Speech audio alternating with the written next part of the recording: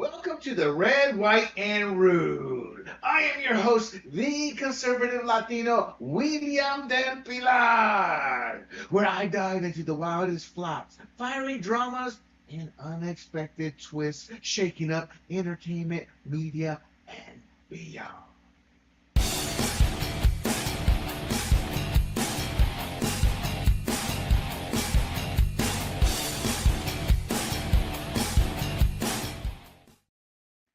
Hello, everybody. Welcome back. And let's get down to it. It's a very heavy filled show. First up, we are going to revisit the story that won't die, but there is new information, and that's Rachel Zegler's Snow White disaster. And then, while I'm a little late, but I have to give my thoughts on 538's polling collapse because Nate Silver of 538 fame did start out and gain some of his more early fame to fantasy baseball, which is my industry, fantasy sports. And then we're going to move on to the White House Correspondents Association's ousting of a bigot for their Correspondents Dinner. The retread stories don't want to die. And again, there is new information, and that's Ubisoft's shadowy Tencent deal. And then before we close it out with a whirlwind of headlines like Elon Musk's X roller coaster, Harry Sisson scandal, and Pat Sajak's game show encore, I will give you the unfiltered scoop on all of it. So turn off the boob tube and tune into a conservative Latino's no holds barred look at what's crashing, cashing, and clashing in today's chaotic world. Before we get moving into all of that, though, do not forget to bookmark grumblingsmedia.com where you can find this podcast and others. And don't forget to subscribe to us via your favorite platform, YouTube, Rumble, Apple, Spotify, Pandora under the handle Grumblings Media. Excuse me. Excuse me. Ooh, a little honey and Cajun spicy apple cider. Always good for the throat. I don't know. It just seems to work in my throat. So let's get into it. And apologies again. Woo, had a little throat. So let's get into the flop that won't die. The fall of Rachel Zegler and Disney's Snow White remake. So for those of you who aren't aware of who Rachel Zegler is, and anybody who's been following the story knows who she is, but a little background here. She emerged as a Hollywood darling with a breakout role in West Side Story. That was about 2021. She got praise. There were high expectations for a potential big career for her. And from what I'm told, she could do it all. Sing, dance, and act. However, West Side Story was a complete bomb. You know, I think Steven Spielberg, who I think he directed it, but this was one of his babies. Look, we were just tired of all the woke nonsense. You know, and then you throw out West Side Story, and you, part of the marketing is playing up the casting, and Yo Soy Latino. I mean, it's just enough is enough. Even us Latinos are saying that's it. Come on, man, stop. But it was her casting of Snow White in Disney's live-action remake that was initially met with excitement. A new generation of kids will learn the tale of Snow White, and it positioned her as a fresh face for a new generation. However, by March of this year, after about a year of nonsense, her star power had dimmed. And I say dimmed, I do mean dimmed. Unliked by not only her outside of Hollywood, meaning social media, what we saw of her, but even on the set and within Disney Studios. You know, her career trajectory and Disney's latest project just completely cratering under her own controversy and the financial failure that comes with it. We're not sure she's going to be able to find another leading role job for who knows how long. We'll see, though. So what's all this controversy again? To quickly go over it, she criticized the 1937 Snow White classic, calling its prince a stalker, dismissed its traditional romance as outdated, and these women wonder why they can't find a man. You know, she promised a modernized remake, completely changing what the fairy tale is about, that focused on women empowerment. And that clashed with the expectation of Disney's nostalgic fan base and the actual storyline. I mean, if you wanted to do a story like that, don't do Snow White. There was obvious outrage on social media and elsewhere. Why do I say elsewhere? Well, social media is not America, and no one in America went and saw this. Well, I don't want to say no one, but you get my meaning. They accused her of disrespecting the beloved story and alienating the audience that Disney relies on, a family values audience. Now, there was also on-set tensions, professional criticism, and this is where some of the new stuff comes in. Edward Disney Miller, the son of producer Dan Miller, labeled Zegler immature and unprofessional. He did that in a recent interview. Miller alleged Zegler clashed with crew, ignored direction, and acted as if she knew better. Oye, esta muchacha ni sabe limpiar su fundilla, está allí tratando de decirlo como vivía nuestra vida. Again, she clashed with what I said wasn't very nice. She clashed with crew, ignored direction, and acted as if she knew better.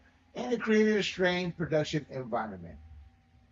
So, industry rumors did corroborate his claims.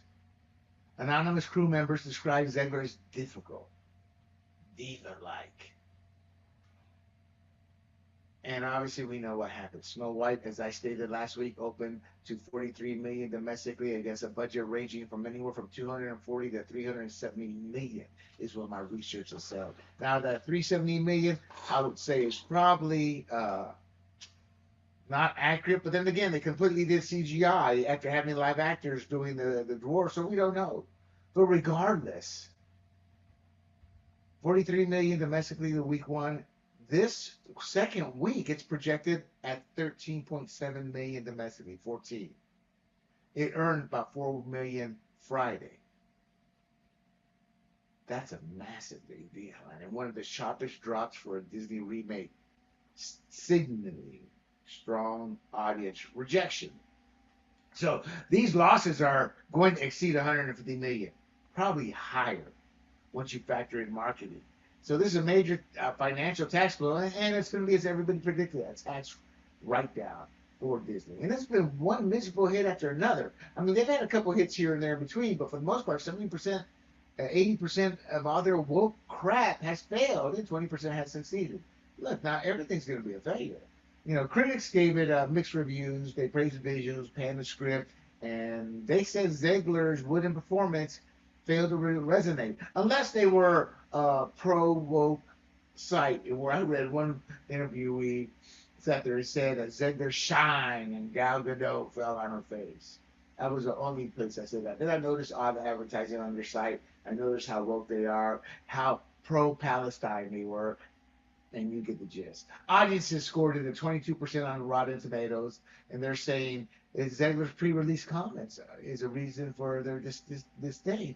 You know, Robert De Niro, one of my favorite actors, I can't stomach watching any of his work. I didn't watch The Irishman or whatever. I just don't deal with it. My partner, Big John, said, well, you're missing out on good movies. No, I'm not. I watch plenty of movies from around the world now. Netflix and Amazon have opened that up to me, so I'm not missing squat. Yeah. So the film's woke reimagining, championed by Zegler, was seen as a miscalculation. Yeah, I think, and it contributed to a broader cultural backlash. If it ain't broke, don't fix it, or go woke, go broke, and that's what they did here. So here's a little bit more information that did come out. So after her 2024 Free Palestine expos, excuse me, alongside the Snow White trailer, that gained a lot of backlash and death threats against Gal Gadot. I haven't heard her not once come out and say, maybe I should have said that. I didn't mean to put Gal Gadot in danger. She probably didn't care.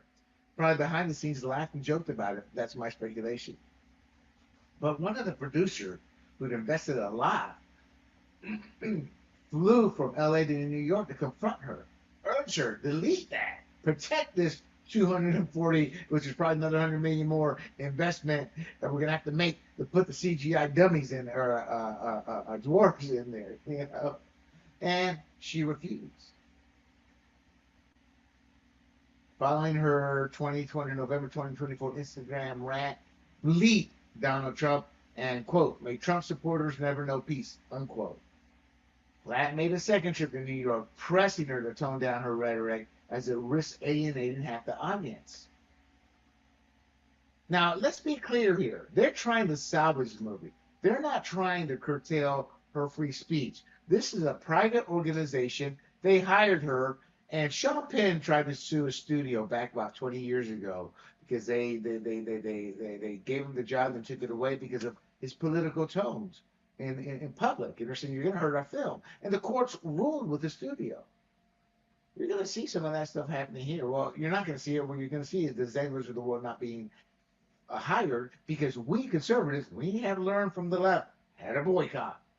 So Platt's persistence led Zegler to, she reluctantly agreed to a Disney-paid social media handler post-election. Yeah, alas, because Trump won.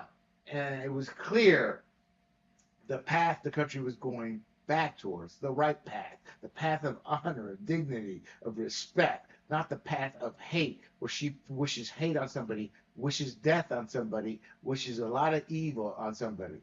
And so, in other words, her bigoted comments weren't going to fly anymore. So that was a last-ditch effort to vet her posts and salvage the film's image. Second intervention, mind you. And that was him as a veteran producer trying to safeguard his project and Disney's project. So again, she was once a celebrated talent. She's now viewed as a liability.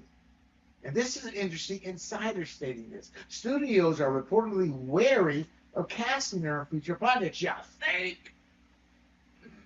Look, she's an outspoken, young, ignorant, and stupid woman. Ignorant being dumb, you just don't know. And stupid being, yeah, you do know. She's young and ignorant, but she's also stupid because she's been told, you're hurting our films and thus hurting your career. And let's be honest, she's well off. She's probably in the 1% of the country right now in earnings. She made $2 million on this movie, is my understanding. Gal Gadot made, I think, $15 million. So she's got a way to grow, the climb still to those big fat paychecks because she hasn't led a hit yet. Meaning she hasn't had a starring role, whereas Gal Gadot had Wonder Woman and a few others under her belt. But Zegler doesn't have that. Now she may not get that opportunity because of her own stupidity after she was told. You know? So again, she's an outspoken progressive. She trashed original Snow White. She's an anti-Trump, never Trumper with her rants. And she misjudged the waning woke era. And that was pushed by Obama and Biden, but rejected by Trump reviving America. So now she's turned herself from a celebrated talent to a liability. Then some people try to push back against the producer flying out there. Who are you to sit there curtail her freedom of speech? Well, Jonah Platt gave a scathing rebuke. Who is Jonah? He's the son of the producer, Mark Platt. You know, he called her out, said she's immature. Or I'm sorry, he called out her immature politics that forced his father to leave his family and fly cross country twice to manage her stupidity. That's my word, stupidity. He framed her as a reckless saboteur of a cherished Disney project. See, here's what she doesn't understand. This is going to limit how much the studio will spend on future movies and may even scrap movies and slow the process down, which means people aren't going to work. Thank you, Rachel. Yeah, selfish, bigoted, Colombian fool. Yo soy Panameño. I'm Panamanian. We have ties to Colombia. We were part of Colombia. I deal with Colombians in a good and bad way every time I go to Panama. They're just another people like this. Maybe I should have taken the Colombian shot. Gets a little bit of Panamanian in me coming out. But they're good people, Colombians. So, Platt, the son, accused her of hurting the film's box office because of personal politics. Her perceived arrogance, ignorance, stupidity, call it what you want. Platt said she was hijacking the conversation for her own immature desires, and she was. And futures and other stars are going to have to deal with this. I'm going to talk about it in the Rude Rundown, a very famous bigot, whose wife left him, whose kid is, we don't know what it's become. And I look back, and I look at him and see his politics, I'm like, yeah, you're messed up in the head. I'll talk about that, another big star. So what's the conclusion here? Well, the Snow White debacle and Zegler's fall from grace highlights the risk of alienating audiences and mishandling iconic properties. Disney, whoever said you can pass go with that script should be taken out behind the barn. Well, okay, I don't want to do that, say that, but should not be hired again. So, as far as I've seen, she has remained silent on all of this. You know, she's taking a beating, and her ego won't allow her to come out and apologize. Disney, now they face a reckoning.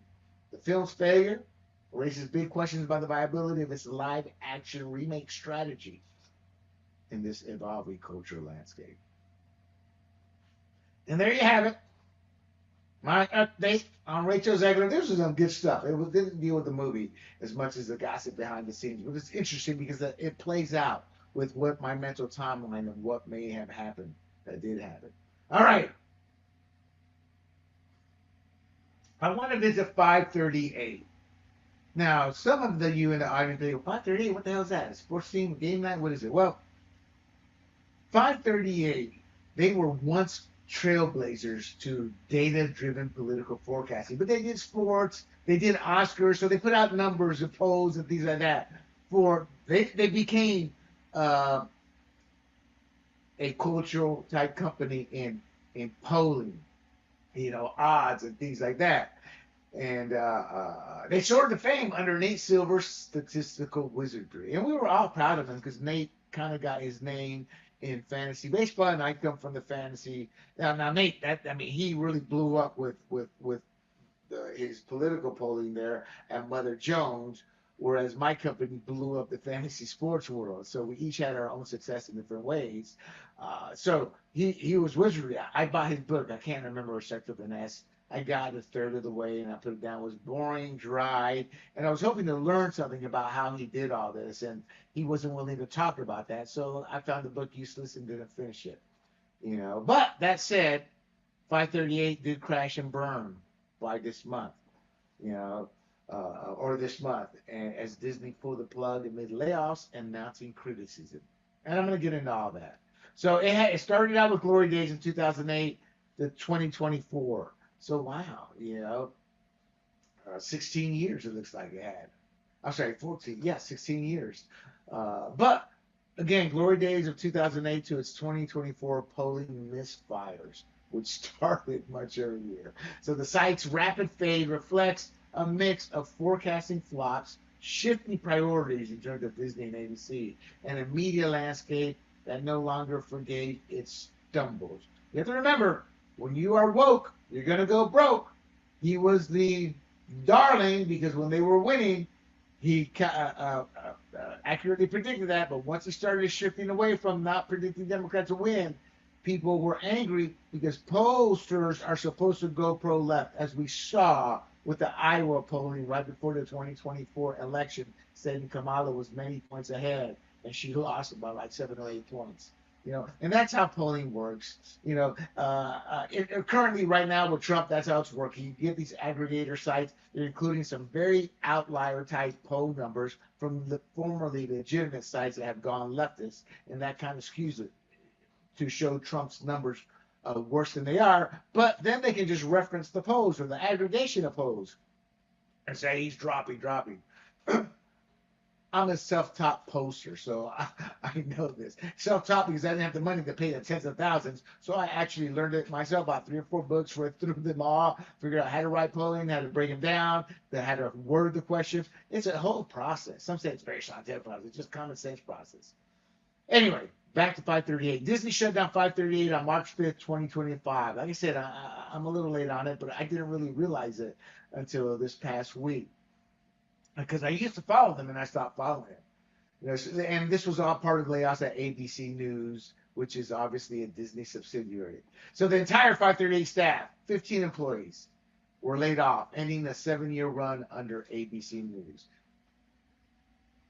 So Disney layoffs, they've cut 200 positions so far, about 6% of its workforce across ABC News and Disney Entertainment Networks. And what happens is they're letting go of the fluff. They're letting go of what they feel they don't need or they can do without. because they are going to continue providing polling. What's going to happen? They're going to have a few people on their staff monitoring and who are familiar with it, and they're going to work with actual data analysis platforms across its network. They give you, hey, ABC News and Ipsos brings you ABC News and Maris, ABC News and whatever, you know. So the shutdown sparked outrage among journalists. Saying blah, whatever. We just lost a key data journalism platform. No, you did not. So the 538 website was disconnected immediately after the announcement, and it was brutal. Nate Silver left a year or so ago over disagreements. In essence, it doesn't matter why he left. He was part of the negativity that began to surround it because he was calling the shots. I think he was smart. He saw the writing on the wall and goes, I'm out of here. That happened to me when I sold my company. None of the promises were being kept. I was fighting for the troops, fighting to keep the company growing. They didn't care. They just wanted, this was an era where .coms were selling like gangbusters. They just wanted to hurry up and sell it. And eventually, hey, I'm a political junkie and economic junkie, and I saw the winds of change coming. I tried to warn them. They failed to listen. I left in the class. And that's kind of what happened here to 538. Disney, they're looking to streamline their operations and again cut costs. Is how they're looking at it. And again, you cut costs by getting rid of underperforming sectors. In fact, ABC News president Almin Karamemedovich,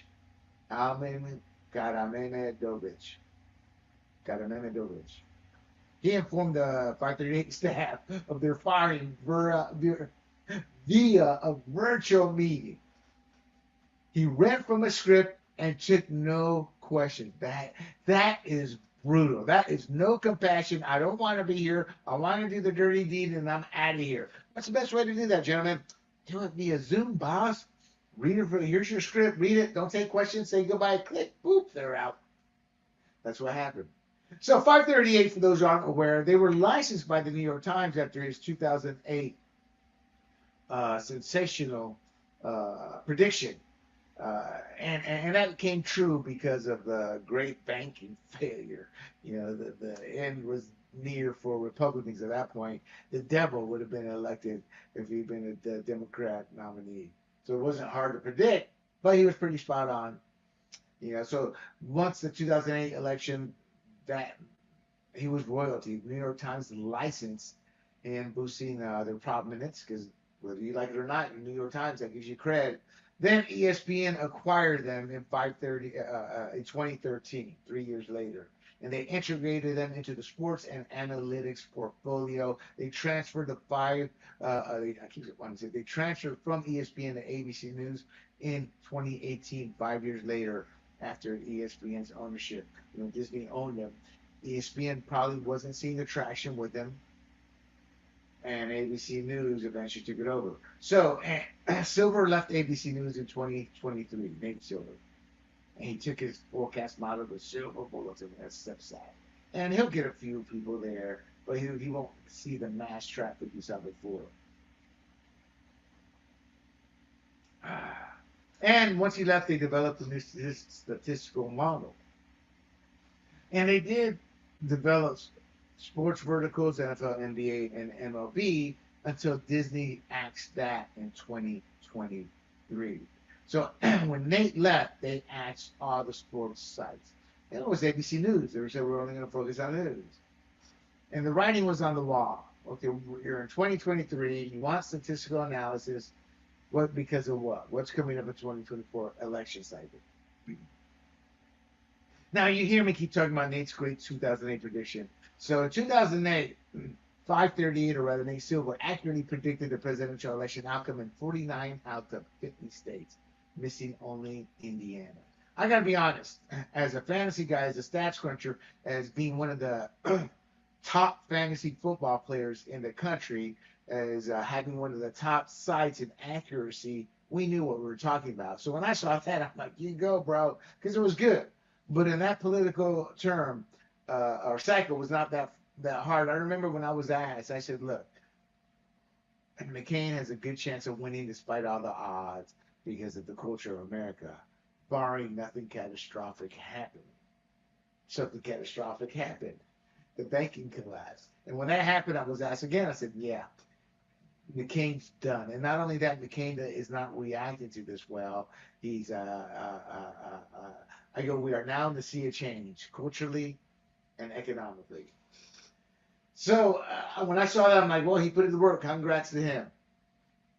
You know, in the 2010 midterms, his forecasts, again, were close to the actual outcomes. His House prediction underestimated the Republican wave. In 2012, that was a midterm. 2012 was an easy one too. He correctly predicted the presidential election outcome in all 50 states and the District of Columbia. But there was voter fraud in there, and here's why I know. There was not one precinct in Philadelphia voted for Mitt Romney in certain areas, which is a statistical impossibility. Where were the Republicans? Nowhere. And as I eventually learned, once the vote is in the system, my friends, you can't pull it out, and you can't figure out where the fraud is coming from. Much less you're going to say there is no fraud, and since you can't prove what's a legit ballot and what isn't, kind of screwed. Democrats have perfected this to an art. It's why they want mail-in ballots.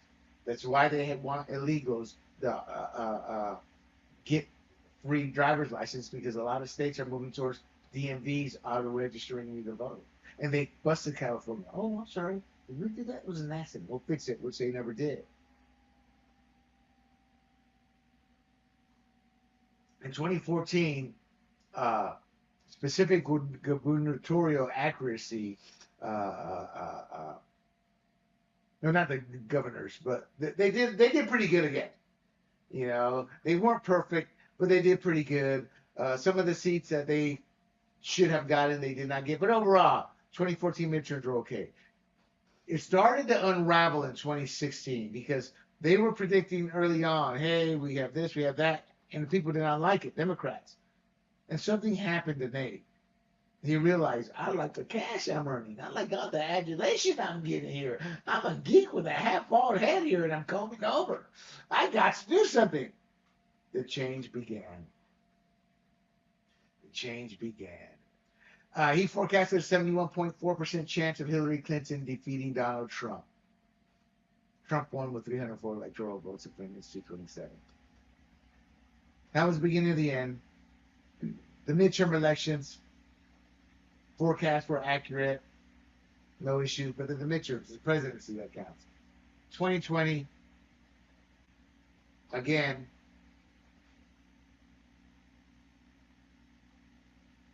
I said it again, but I apologize. I'm trying to look at my notes here quickly because I think I wrote too much garbage here. But they in 2022 they overestimated Republican chances, and then obviously in 2024 they completely missed the ball. You know, so let me cut to the point here. So the post 2008 record in 2022 he overestimated Republican gains. He had misses in 2016, overestimating Clinton, and 2024 overestimated Harris. So he had notable errors in 2016 and 2024. And again, the 2016 election was a turning point. You know, in 2016, 538, 71.4% Clinton prediction. It was though higher for Trump than most models. It gave a perception of failure. You missed it. You should have got it. You should have been warning us. That way we could have fixed it. Now, why did this happen? Look, there's a consistent public misunderstanding of probability, and that fueled the backlash. A 29% chance for Trump, that was interpreted as a near guarantee for Clinton. No, it means there's a 28.6% chance that Trump's going to win. But the people are like, no, it's in the bag for Hillary. They don't understand. Hey, and we all do that. We see 90% chance. We're like, yeah, it's in the bag. And then when it doesn't happen, you're like, well, happy with the 10% chance. And that shifted Nate's image, Silver's image, from a progressive hero to a target of blame. And in 2020, he got it right, but he missed a key state like Florida, which brought about skepticism about the reliability. Oh, we may have got unlucky here. And then in 2024, they missed Trump's landslide. And this was just so these few misses and how they were perceived is what began to kill them. And the fact they weren't making money. as a division. So they went from Silver's data-driven ways where they were pretty accurate, some misses that started to turn to perception, and then when they started to change and do it differently, Nate was on board with that. Why? Because he was there from 2016 to 2023. And people are emotionally invested in election outcomes. So if you screw it up, there's no forgiveness. Like Rasmussen is actually the most accurate, and they're always dismissive of that because it doesn't sit there and say that the Democrats are always going to win. So the 2016 and 2024 misses overshadow the earlier successes. Political polarization, well, that amplified negativity, and conservatives mocked 538 as liberal propaganda because that's how they were shifting. And liberals blamed it for not guaranteeing their victories. So they couldn't win or lose. And this is despite great forecasting in 2008, 2012, solid midterms in 2010, 14, and 18, and a correct 2020 call. See, I thought they were worse off than they did, but the problem here is it's those misses and them shifting to a different model after Silver left, and then them not making money. And so they had a stigma on them now, and ABC News viewed them as an embarrassment because specifically the 2024 failure. And here's the kicker. In 2018, ESPN did explore selling them. They talked to the Atlantic and the Athletic, but they probably saw the numbers like, we can't afford this long term. Part of the downfall, too, was once they started excluding Rasmussen reports from their polling aggregation because they cited conservative bias. See, this is what blows my mind. Conservative bias with Rasmussen. Rasmussen is one of the most accurate because he doesn't have that bias. But they cited every biased leftist poll. Rasmussen accurately predicted Trump's 2024 win. The chief poster labeled it as regime information gatekeeper. 538 in Ginger Rasmussen.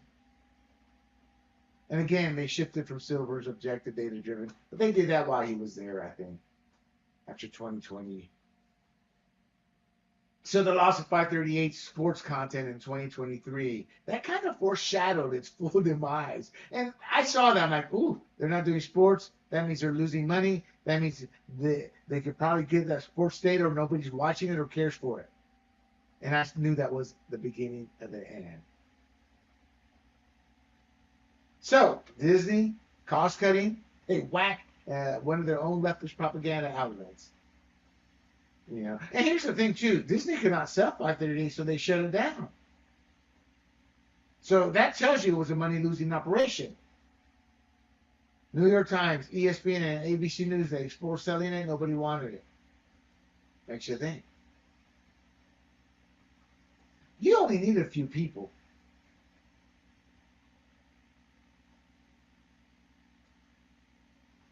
I mean, you really do. That's it, with the way polling's done. The actual polling people, they need heavy hands.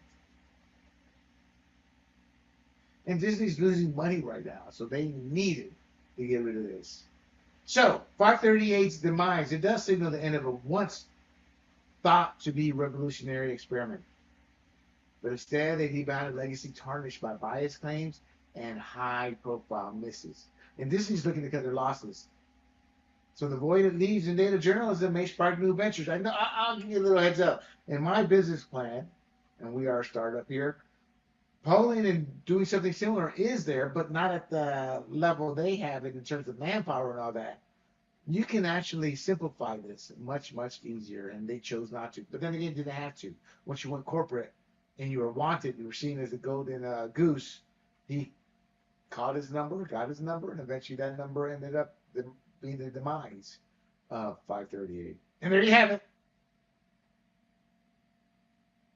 Let us move on. Ubisoft's deal in the shadows, unpacking Tencent's ownership. So, Ubisoft is a leading French game developer, well known for Assassin's Creed Shadows, that whole Assassin's Creed series. They partner with the Chinese tech giant Tencent. The Chinese know what they're doing. This is a big, broader picture. They're playing the long game, taking control of major assets. And they've established a new subsidiary with Tencent, Ubisoft has. And it's focused on the biggest franchise, Assassin's Creed, as I said, but also Far Cry and Rainbow Six. It's ironic. Tom Clancy, Mr. Pro America, now his Rainbow Six is owned by the Chinese, the enemy. Can't make that up. So Tencent is investing 1.6 billion euros, which is about 1.25 billion US dollars. That's a lot of money. That's enough money to where, looking at the bigger picture and their long game, they're going to eventually take over Ubisoft. There's no doubt in my mind. So the collaboration, though, technically aims to bolster Ubisoft's position in the global gaming market, accelerate development, and expand the reach of its flagship series, i.e. Asia. So what are the ownership dynamics? Well, Ubisoft holds 75% majority stake in the new subsidiary. They're retaining creative and operational control over its intellectual properties. Tencent's role, they have 25% minority stake. They are the money people. 1.3 billion. Then they're going to help with the Asia market. Supposedly they're not going to dictate creative decisions, but they will. The woke is gone. China does not play that unless they're looking at this from a perspective of using it to continue the woke indoctrination as they do with TikTok, not Tencent, but China in general with TikTok, to pretty much poison our minds and keep our future growing generations dumb, lazy, and having a lack of innovation. Kind of like Europe is. I think for the last 50 years we've gotten nothing innovative out of Europe, believe it or not. That's true. CEO Yves Guillemot, Mr. Guillemot, he frames this as a strategic move to strengthen Ubisoft's stability and growth. He's looking at the reality of it, it was to save his company. I don't know, say out of their last 10, they've had like a 70% failure rate with their big IPs or big money games. So what's this mean for you gamers? Well, Tencent's investment could shorten development cycles, games come quicker, more frequent releases. It could improve the graphic storytelling and gameplay polish. Give or take on both of those. But what it will do is probably create a global expansion. Tencent's Asian market expertise will broaden the franchise's appeal with tailored content. But again, for today's gamer, that means nothing. That's a whole different market. You know, I'm talking here the Western region. What are the potential risks? Well, Tencent is known for mobile gaming. That means expect more and more a game littered with microtransactions. Ubisoft retains control, but when they're giving that much money, Tencent will have input. And there's privacy concerns. Tencent's involvement sparks questions about player data handling. Look at TikTok. If you sign up for that, China gets all your private data. So what's Ubisoft's content or motivation for all this? They're struggling financially. Since 2021, I said it last week, their stock has taken a bat like 80-some-odd%. Then you had to delay releases, the astronomical cost of the games. So this partnership was a financial lifeline. And what does the subsidiary target? Targets their biggest games. Assassin's Creed, Far Cry, and Rainbow Six.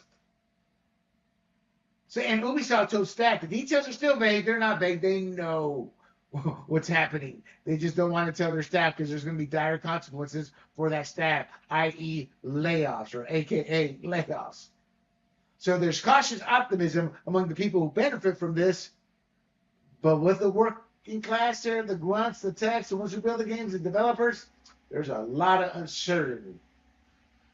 What about Tencent? What do they get out of it? Well, Tencent's trying to vacuum Western gaming firms. It's expanding their global influence, and they're going to own a lot of this in 10, 15, 20 years. Obviously, they have capital. So, as a 25% stakeholder, plus 49.9% in Guillemot Brothers Limited, being Ubisoft itself, Tencent supports on paper right now rather than dominates. But they do have long-term leverage. So if Ubisoft's financial struggles persist, Tencent will likely increase its GBL stake to 51%, which means they would gain control of GBL's Ubisoft shares. or negotiate a higher subsidiary stake. Either way, it's a win-win. Over years, because I think in long game terms, this will shift Ubisoft's direction or ownership toward Tencent, especially if the Guillemot's or Ubisoft's board face pressure to sell. So this took months. This came out last week. People are acting like this took a week. No, it took much longer. Probably likely talks were off and on for a couple of years. Hey, we're interested. Yeah, okay, we're interested. Then this last fall, let's talk. They saw, and once Star Wars Outlaws failed, they probably started initiating some talks. So what's this deal structure? The motives and the fallout. So the subsidiary, it's an IP holding entity. Ubisoft traded IP licenses for a 75% stake in the subsidiary, with Tencent 1.3 billion as cash, and it's valued at 4.3 billion now, which exceeds a very debt-burdened parent company, Ubisoft, that has a market worth of 1.9 billion US dollars. So the subsidiary alone is valued higher than all of Ubisoft combined. I mean, they took the best of Ubisoft, they put it in the subsidiary, they left the crap. This people who go, hey man, they're just trying to shed a weaker IPs. There's some truth in that. The best franchises are in the subsidiary. So what's that mean? They could close shop. Maybe not today or tomorrow, but in the short-term future. So what could happen, though, to slow this down? Well, shareholders might sue if Ubisoft bosses screwed them over. That's breach their fiduciary duty. And how? They break the promise to act in the shareholders' best interest. However, we don't know how the deal is structured legally, and that could shield Ubisoft. It's too soon to know, because a lot of times this boils down to jury or judge, and sometimes they'll go, screw your legal crap. We see what you try to do. Guilty. Again, Tencent and China has a slow burn strategy. It's 49.9% in GBL, Guillemot Brothers Limited, and their 25% of the subsidiary could pay, but I believe will pay the way for takeover once the stakes grow and more pressure is put on those morons who drove Ubisoft to the ground after being one of the top, if not the top, gaming company in the world. No hostile move is imminent because they have a 5-year lock on subsidiary shares. So what's that mean? In essence, Tencent's stock holding, or rather stuck holding their piece of the subsidiary for 5 years. They can't sell it, trade it, or dump it until 2030. That's when talks will happen. It's like agreeing not to sell a house you just bought for 5 years, keeping things steady for now. So what's this all mean? The Ubisoft Tencent subsidiary offers more games and quality potential. Theoretically, it's tempered by risks like microtransactions, which will happen, and Tencent's growing influence, which will happen. In simple terms, us gamers, all we're going to get is more what they're putting out. Bad games, unless Tencent steps in and says, no, you need to do it this way. But right now, we're not going to get much as gamers. It doesn't really affect us, I guess is what I'm trying to say. And looking ahead, well, success depends on leveraging Tencent's resources while going back to Ubisoft's roots of building good games and not world DEI crap. Obviously, there's plenty of motives, legality, and long-term control that we've talked about down the road. All right, my friends, let's move on. The White House Correspondents Association dinner drama, comedy cut, and journalism take center stage.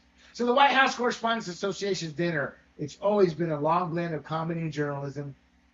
They ditched the comedian last week. They canceled her after her bigoted one-sided attacks at the Trump's admin. It sparked outrage and reignited debates over the event's purpose. President Eugene Daniels sidelined there for journalism. Is this a reset? Does this expose deep divides within the association? Conservatives cheered, liberals jeered, and the Trump team branded it a weak dodge. So what did the bigot say? Well, the bigot's name is Amber Ruffin. She made incendiary comments on the Daily Beast podcast. Quote, there's no way I'm going to be freaking doing that.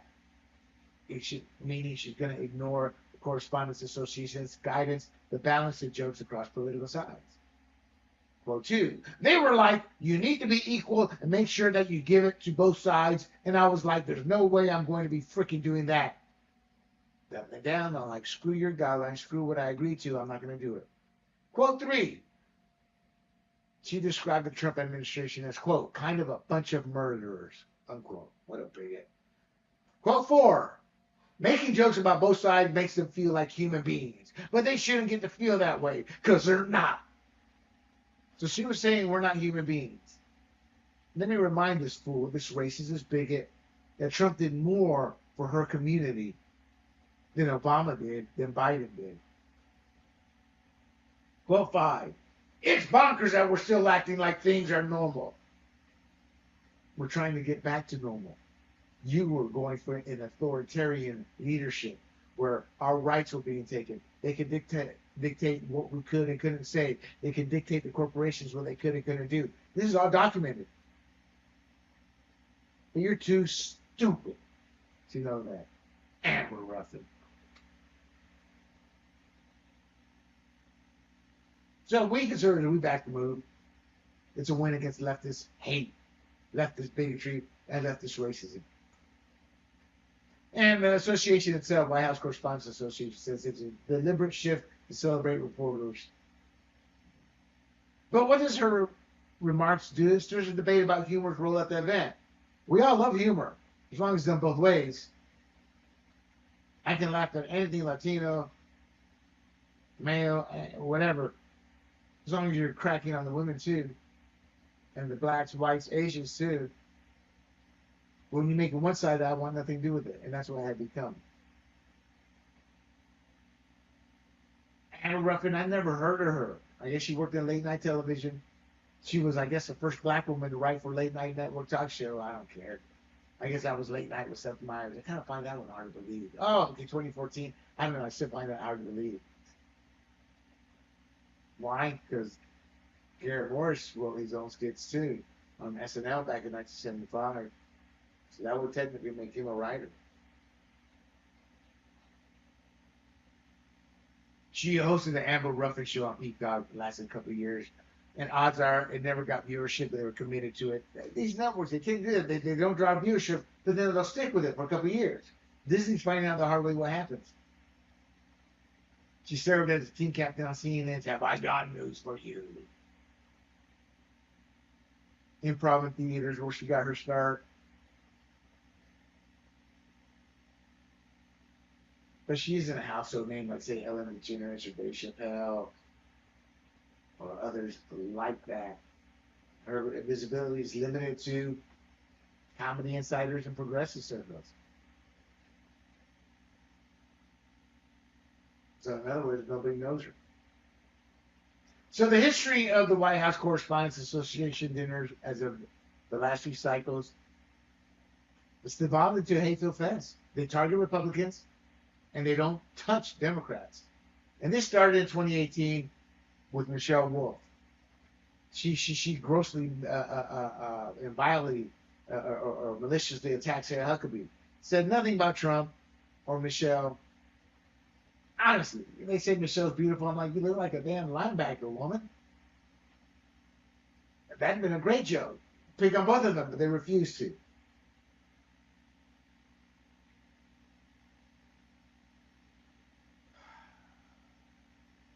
Even Stephen Colbert gave it both sides. So, social media and conservative outlets like Town Hall, they've long claimed it favors leftists. It doesn't take a rocket scientist to know this. They gave Hillary Clinton kid glove treatments, sidestepped her controversies. And Trump said, screw it, I'm not going to it when he first got elected. And that's what I think hurts him. They went from the spotlight to the shadows. They no longer had relevance. They were once a marquee event, commanding wall-to-wall coverage on C-SPAN and front-page headlines. Now it's a minor cultural footnote. The only people that cover it are leftists, and even then it's just a small little paragraph on one short story. Viewership peaked in the 1990s with Bill Clinton's roast.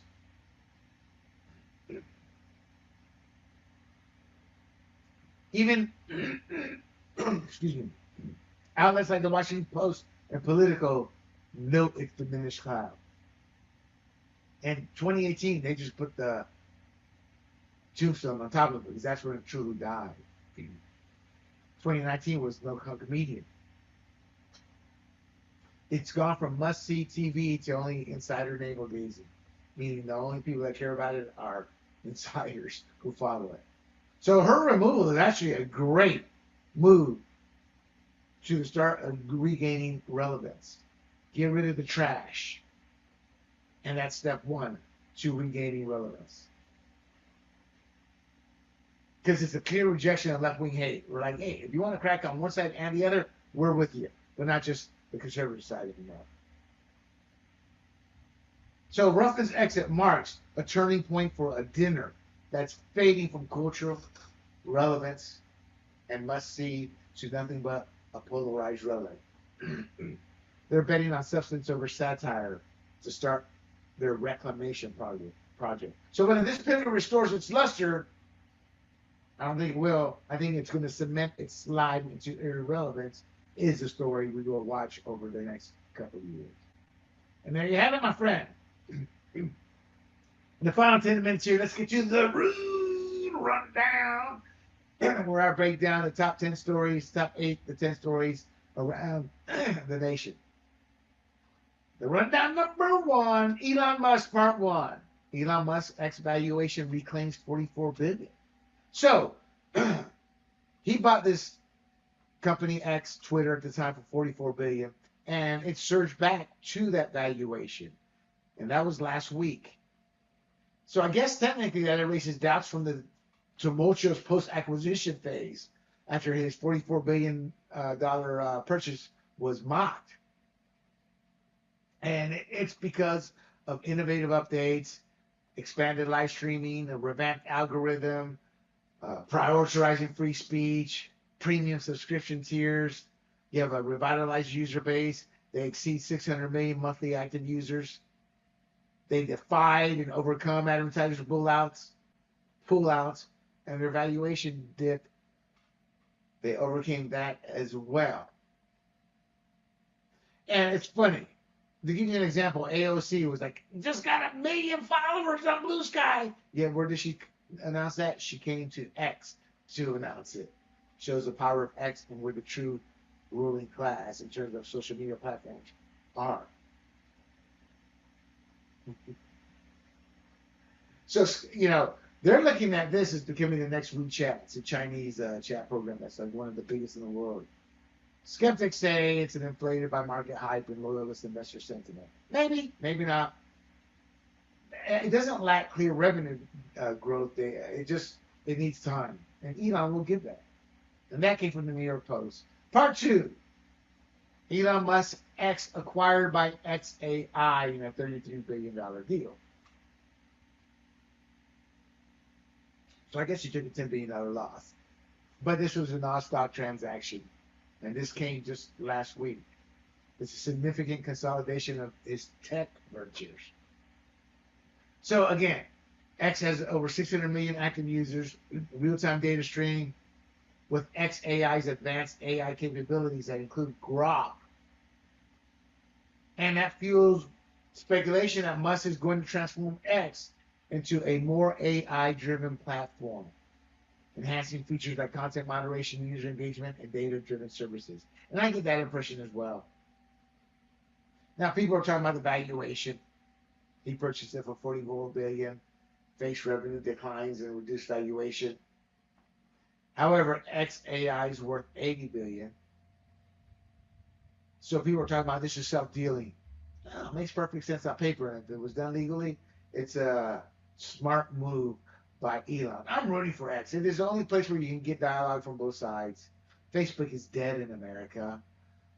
Instagram is not the right place. The conservative and leftist social media only platforms that they have a limited audience. So X is a place to be. That was rundowns number 1 and 2, part 1, part 2. Rundown number 3: Harry Sisson scandal unveiled. I'm a little late to the game, but I wanted to talk about this. So this has become very controversial. Allegations center on little old Harry, who, from my understanding, when I was researching this, most people thought he was gay, But Sisson was soliciting explicit images from women under false pretenses, which obviously damages his credibility. Why are the male feminists the worst of the law? So there's evidence from leaked messages that suggest financial impropriety and intensifying scrutiny, and then cause for accountability. What's going on, Harry? He finally responded via TikTok late last week, admitted to messaging multiple people, but claiming he was not in a relationship, and blamed Republicans and MAGA for exaggerating the situation. So here's the truth. My take: we didn't exaggerate, although conservatives did not exaggerate it. We held him to the same standard they try to hold our side to, and he doesn't like it. And that came from Sportskeeda. Good luck, Harry. But now you'll be a running joke like Swalwell. His political career's over. He'll be able to remain a congressman, but that's it. Because he's gas man, fart man, and he slept with Feng Feng, a Chinese spy. All of this is alleged, including the tubing on camera. I did it too. That was my foot rubbing the floor. Rundown number 4. Oh, I'm sorry. My final point is that's the relevance Harry will now take. Because every time he says something, they're going to just go to that. Actually, every time I'm actually the guy who molested or said this or that, and do it in an asking question, you're okay. Rundown number 4: Palestinian directors assault in Hollywood's No Other Land package. So Oscar-winning Palestinian director Mohammed Al-Khatib alleges he was beaten by Israeli soldiers following an attack by settlers. While Hollywood rallies behind Hamdan Balel's documentary No Other Land, that spotlighted Palestinian displacement, showing Palestinian bigoted perspectives, meaning they only gave you the Palestinian people as we're the victims, and they had no responsibility for anything. Obviously, that earned praise from the anti-Semites in Hollywood, as this is a bold narrative. This is all my opinion. So his assault claim stems from a violent encounter in the West Bank. Now that's true. It's always violent over there. I remember October 7th, the people that Al-Khatib supports killed, 1,000 Israelis. So this incident has sparked outrage and demands for accountability. It's not going to go anywhere. But I'll say this: they were lukewarm in the response of the support, and 600 Hollywood actors and actresses wrote to support him. That's what you do. If you're going to be an anti-Semite, go full-blown anti-Semite and support a man who supports terrorism. And that came from Breitbart and The Wrap. And The Wrap is leftist and Breitbart is not. The rundown number 5, that actor I told you about, that big name actor I told you about earlier, Roberto De Niro's anti-Trump stance linked to box office woes. So, maybe a few days, this happened last week, he hates Trump. And they're saying that's a factor, a big factor in the dismal box office performance of the Alto Nights. And my understanding is like it's not even going to make like 1% back or 3%, some ungodly number like that. So it's a gangster flick. He plays dual mobster roles, which critics said you didn't need to do. It tanked with $3.1 million domestic opening against a $45 million budget. Wow. So that means it has to make approximately $135 million to break even. At $3.1 million start, I don't see that happening. That's a far cry from the Meet the Parents that came out 20, 30 years ago at $166 million. And his political rants is what has alienated everybody. He was originally a press-shy legend. Now you can't get him off the camera bad-mouthing Trump. I mean, he's going to be like, Trump. That's what's going to happen to him one day. Where he's going, calm down, big man. Calm down, Bobby. Calm down. I mean, he has bleep Trump rants all the time. That's from HollywoodInToto.com. That's a great site, HollywoodInToto.com. Check it out. Rundown number 6. Bobby Kotick sues Kotaku and Gizmodo for defamation. This one's about a month old. This has been sitting in my queue.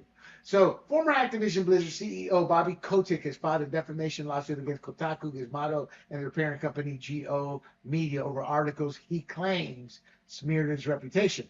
Now, Kotick alleges that the outlets published false statements in March of last year about workplace misconduct at Activision Blizzard tied to unrelated rumors of him eyeing a TikTok purchase, despite knowing those claims were debunked by a 2023 settlement. So the lawsuit was filed in Delaware Superior Court, accuses them of maliciously including withdrawn harassment allegations to harm them, meaning they knew it was old news, they knew it wasn't true, but they included it in the current news to make him look bad. Good luck, Bobby. I hope you destroy Kotaku. They are what you call a rag. Rundown number 7. The Russo brothers Netflix disappointment. This came out a couple of weeks ago. But what the hell are you doing, Netflix? $320 million movie? It was in the top 10 for about a week, and boom, it's gone. Not only is that a lackluster reception, it's a bomb. The movie has a convoluted plot, which I was told isn't even similar to the book. Uninspired execution, and it's failed its massive budget. And this does underscore the difficulty of sustaining viewer interest in a crowded streaming landscape, which is why I don't understand. Look, I gotta be honest. This movie and others with big names, Ryan Reynolds, The Rock, etc., others, they've had a rapid decline once their movies are released on the streaming services. It's difficult to sustain viewer interest. Who hasn't? Adam Sandler. You don't have to spend an arm and a leg. Now, him, he's going to cost him an arm and a leg because he's so successful. But these big projects, what's killing them is bad script writing. It's like, you know, the movie, like, is that it? It's like, where's the twist? Where's it? It's just terrible. This came from GamesRadar.com. Rundown number 8. PC gamers embrace retro gaming. That's me, baby. That's me. So PC gamers are increasingly turning to older titles. Nostalgia, desire to escape the glitches and wokeness and monetization at cost of newer games. Beyond Doom and Warcraft 3, Half-Life, Diablo 2, and the Elder Scrolls 3 Morrowind. They're like big fan favorites and still have a lot of traction. In fact, some of these games beat some of the newer releases in terms of Steam and how they track gameplay on PC. Why? Because you have refined mechanics, immersive worlds, so much to play. And that's a stark contrast to today's frequent launch day patches and microtransactions again. So we're looking for timeless gameplay is what we're looking for. And we also like the fact that there's a lot of passionate modders out there that are updating these games. Half-Life is an example. And that came from Game Rant, where our good friend Hody Johns works at. Hey, here's one everybody will like, nostalgic. Rundown number 9, Pat Sajak's game show return.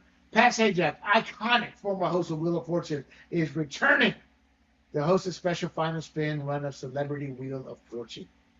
And that's going to air at the end of April. Fans are loving that. 41 seasons. Wow, goodness. So the comeback celebrates Sajak's story legacy, obviously. Over 8,000 episodes, 42 years on the flagship show. And I guess this gives him one last spotlight after taping these episodes before his exit. People are wondering, is this it? And we don't know. Let's see. Oh, so these episodes were done a while ago, but because of Monday Night Football, they didn't want to post them or show them then, and they waited till April.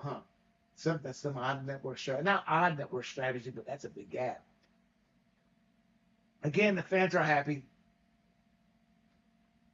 He's an ongoing consultant with Wheel through 2027, and he has casually hinted on X about getting back on TV tonight. Good for you, Pat. I kind of mixed up a couple stories there, but just realized he's coming back in Wheel of Fortune, which I've never watched. I've seen snippets of it. I'll catch it on TV if somebody else isn't watching it, if I'm somewhere, and that's about it. That came to us via FoxNews.com. And the final one. Rundown number 10, World Wrestling. The World Wrestling WWE, I'm trying to entertainment legend challenges Tim Walz. WWE legend challenges Tim Walz. Boy, thanks for that out. Before I go on, check out Kane. WWE icon Glenn Jacobs, a.k.a. Kane, has challenged Minnesota Governor Tim Walz to a charity wrestling match. Now, he did that right after he was interviewed by my good buddy Big John on his podcast, The Big Questions with Big John. Check it out at grumblingsmedia.com or YouTube, Rumble, Apple, YouTube or Rumble's your best options.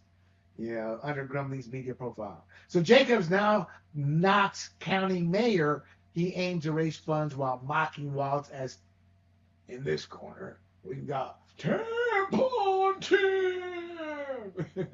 He's mocking him over a political jab. So it's a bit bold, but he's a wrestler. So he's blending entertainment with politics, stirring debate over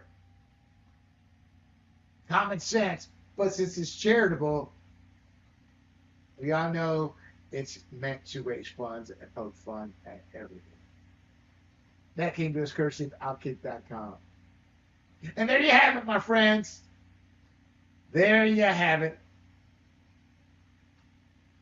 That's a wrap on the Rude Rundown and the Red, White, and Rude. Flops like Snow White in the 538 and 538 remind us that fame is fleeting. And deals like Ubisoft, well, that hints at some dark shadows ahead. That's a pun on AC Shadows. Or AC, Assassin's Creed Shadows. It doesn't work, William, when you gotta tell them what it means, does it? So, from comedy cuts to wrestling challenges, we've unpacked all the chaos this week. But before I leave, don't forget to like and share this podcast. Bookmark grumblingsmedia.com and subscribe to us at your favorite platform. YouTube, Rumble, Apple, Spotify, and Pandora under the handle Grumblings Media. Do not forget, give us your thoughts in the comments on this week's show, agree or disagree, and stay tuned for what's next in this wild ride we call America. This is William Del Pilar for the Red, White, and Rude. Until next week, and don't forget, politics is always downstream of culture, and I'm here to break it down for you. Hey everybody, this is Big John from Grumblings Media, and I just want to say thank you for watching our content. If you want to support our efforts here at Grumblings Media, just smash the subscribe button right here, totally free, or just go ahead and consume more of our great content. Click either one of these two boxes.